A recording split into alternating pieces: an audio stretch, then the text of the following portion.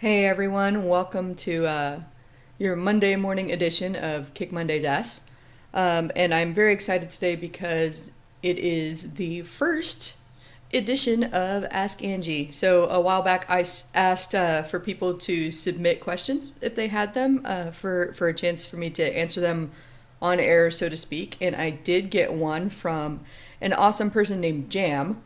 And Jam asked me how I got started as a copywriter and a marketing expert. And I think that's a great story, and it's very timely to kind of what's going on now in terms of the political climate. I know that there's a lot of fear in the world about, the coronavirus, COVID-19, and the economic impacts that it's going to have on business, on the stock market, on supply chain.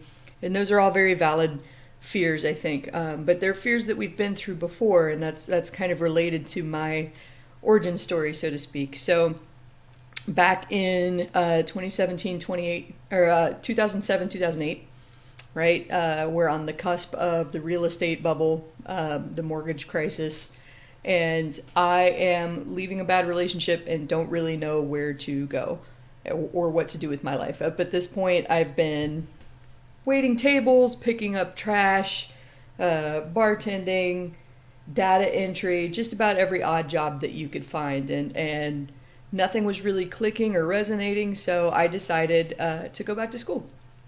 That was the thing that made sense to me at the time. School was something that I knew how to do, and I figured it would, we're just going to be honest here. I figured it would buy me some time so that I could figure out what the hell to do with my life. And I went to school and got a master's degree. It's kind of a hybrid between business and creative. And so that's kind of where my sweet spot lies, like really digging into the creative, but understanding what makes it make money. And that's where I shine. But anyway, it was rough because saving up for grad school's pretty spendy. If you've ever been to grad school, if you've applied to it, especially at the private place where I went, which is Carnegie Mellon.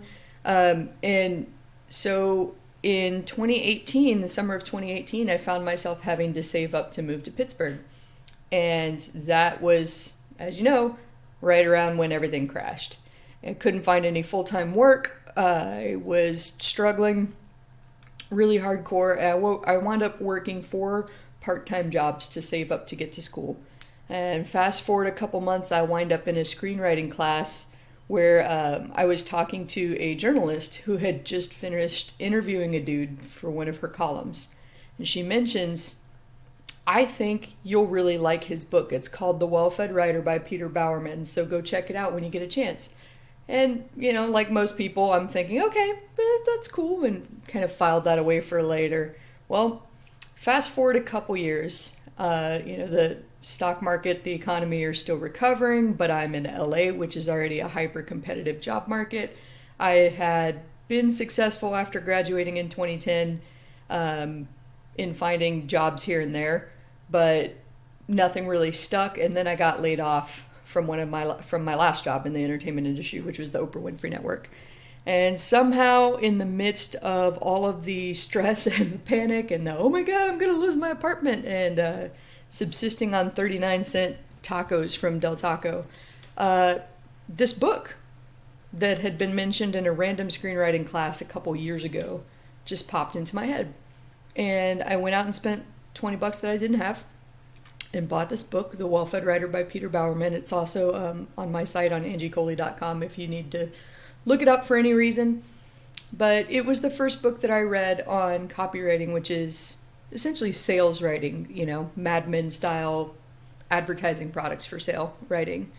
And yeah, it broke everything down in a way that made sense to me. Like, it was my light bulb moment where I was suddenly like, oh, yeah, it totally makes sense to me that someone has to write the words that I'm seeing on that billboard or that I'm hearing in that commercial. It never actually occurred to me before, but I think that's something I could do.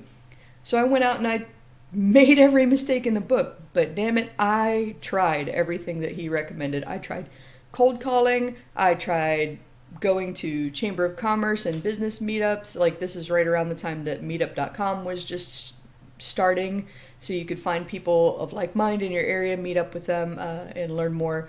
I tried printing up flyers and dropping those off with local businesses, and I was too scared to actually do it face to face with people, so I took the chicken shit route and was like sliding flyers under their door at like 6 o'clock in the morning before most of the businesses were open.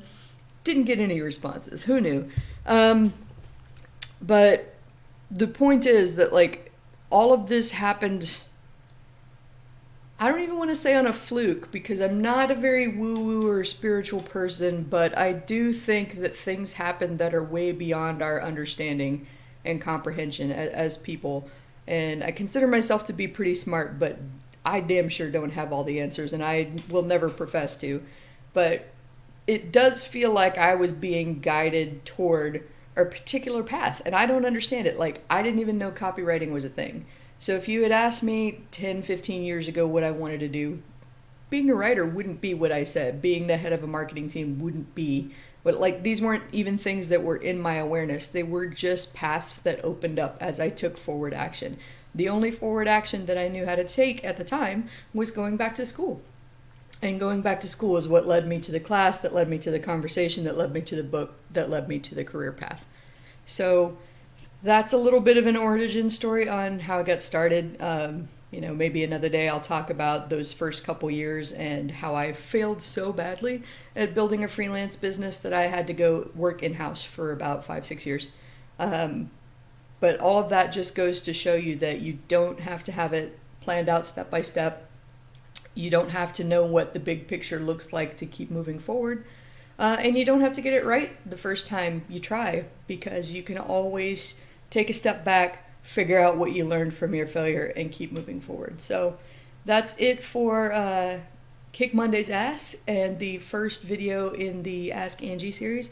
If you have a question that is related to building a business or learning how to be a copywriter, urge you to go to permissiontokickass.com and fill out the contact form. I might answer your question on the air. And have a great Monday. Let's kick Monday's ass, and I will talk to you very soon.